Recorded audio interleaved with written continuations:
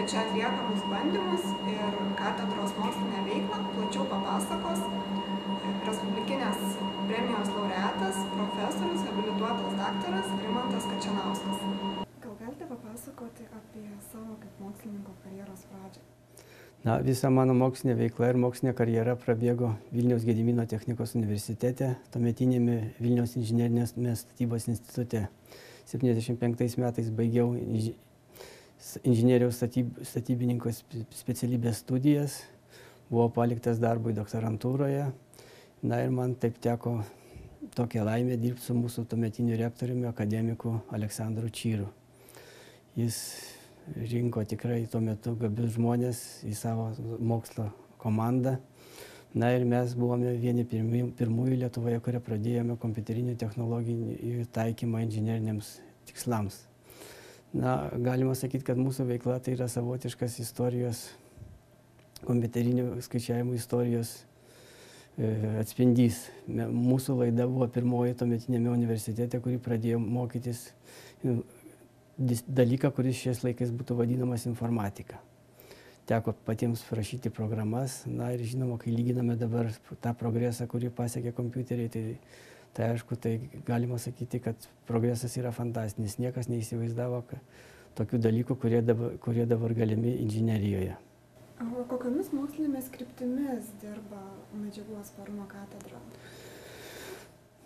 Čia medžiagų atsparumo katedra, vien iš pavadinimo matosi, kad sieja du dalykus. Tai visų pirma, medžiagos kaip objektą ir jų savybių tyrimus.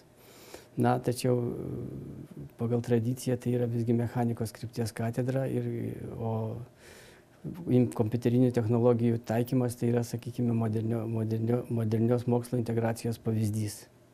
Šiaip jau katedra mūsų, tai galima sakyti, vykdo tyrimus dviem kryptimis. Tai turime laboratoriją, medžiagų atsparumo laboratoriją, kurie vykdomi eksperimentiniai tyrimai, nagrinėjimas medžiagų mechaninės savybės, irimo problemos. Ir tokia teoretikų grupė, sakyčiau, kuriai aš priklausau, tai mes kūrėme mechaninių sistemų modeliavimo technologijas. Ar Lietuvoje turite projektų, kad Lietuvai būtų jie?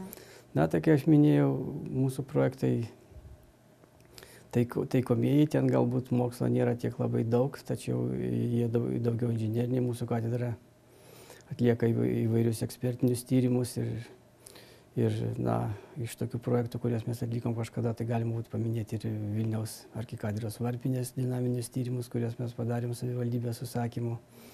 Be minėtų projektų Ignalinos atominė elektrinė, tai šiek tiek konsultavome ir naujų atominių atliekų saugyklų klausimais.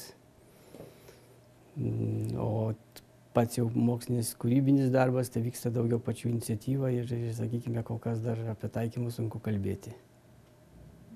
Medžiagų atsparumo mokslas. Ar tai populiari specialybė? Ar daug doktorantų šiuo metu turite?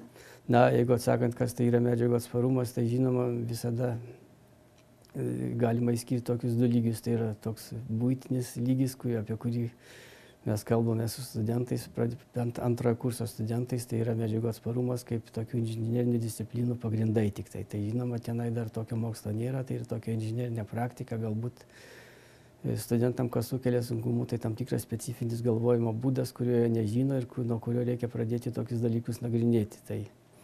Tai nepaslaptis, kad tas dalykas yra taip jau nelengvai įsisavinimas ir mes studentai turime tam tikrų problemų.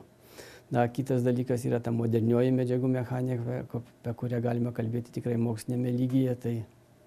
Tai tokias problemas sprendžia doktorantai. Tai šiuo metu aš kaip tik mūsų katedroje yra keletas doktorantų, aš vadovauju asmeniškai šiuo metu 3 ir dvi temos būtent susijusi su ta modernėja medžiagų mechanika. Čia mes bendradarbiaujam su Lenkijos fundamentinių technikos problemų institutu ir su Vokietijos Magdeburgo universitetu.